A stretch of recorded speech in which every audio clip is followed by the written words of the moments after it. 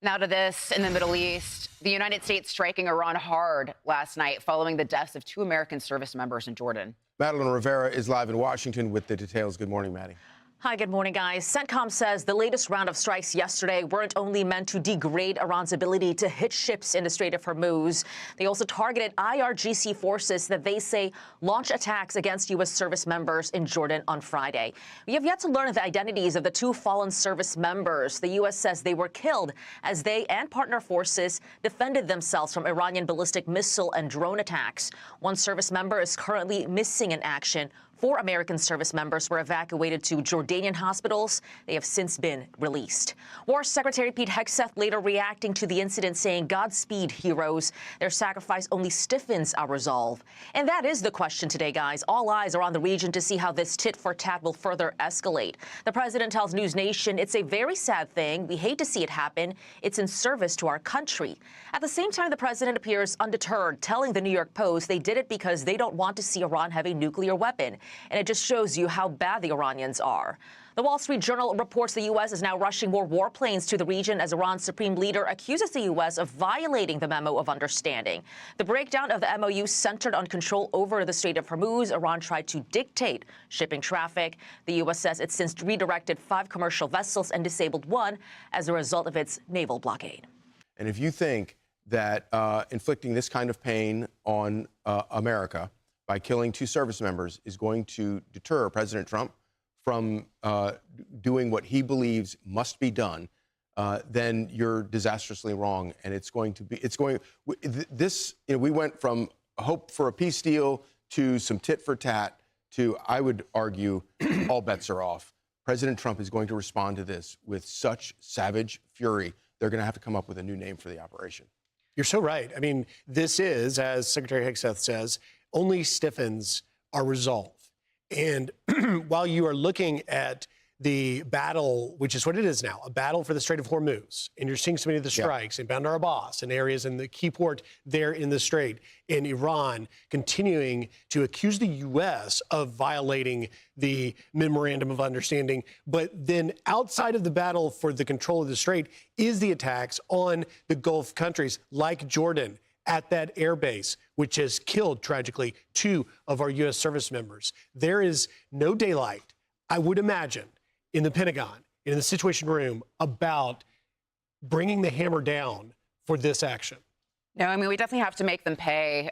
You can't take our service members' lives and get away with it. I do worry about how do you de-escalate at some point in this. Yeah. This escalatory, I know we've been saying it's to deny them a nuclear weapon, but how exactly do you accomplish that goal? Because so far the regime, despite taking out many of their leaders, is still standing. It's a fair question. You just to jump in here, you said, how do we de-escalate? Let's be clear. The person choosing to make the decision to climb the escalation ladder right now is Iran, striking Jordan and killing 2 of our people. So as long as they're escalating, it's hard to think about how we de-escalate when they're choosing. They have a choice. President Trump has demonstrated the undeniable, incredible patience to give them the off-ramp to a deal that's still on the table if they should choose it. But they're choosing to escalate. This is an escalation on Iran's part, and it will not be accepted by the U.S. But I think we can all agree that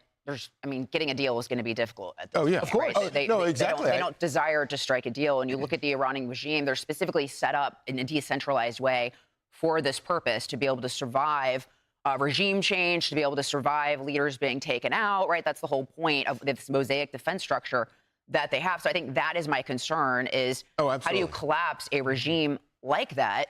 And typically you can't do that just via airstrikes alone.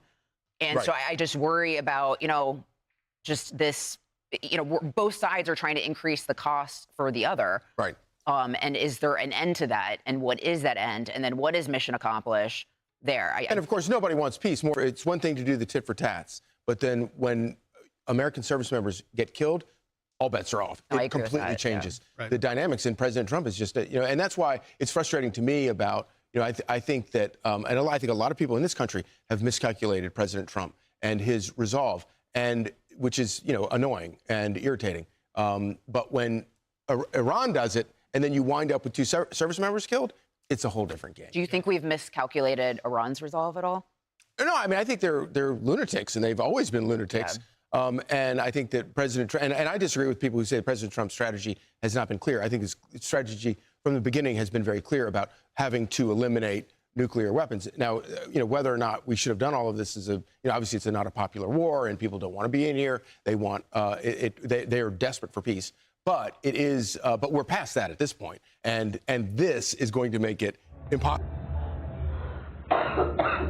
Fox News, FNC, is a prominent American multinational conservative news and political commentary network. It provides 24-hour news coverage, including breaking news, political analysis, and business reporting. Key aspects of the network include content and programming. Fox News broadcasts a variety of programs, including morning shows like Fox and Friends, news analysis such as Special Report, and primetime opinion-based programs like Hannity and Jesse Watters Primetime. Availability. The channel is available across the United States through cable and satellite providers, and it also offers content via its website, the Fox News mobile app, and the Fox One streaming service. Political stance. It is widely recognized for its conservative-leaning political commentary and has been a frequent subject of academic study regarding its impact on American politics and election turnout.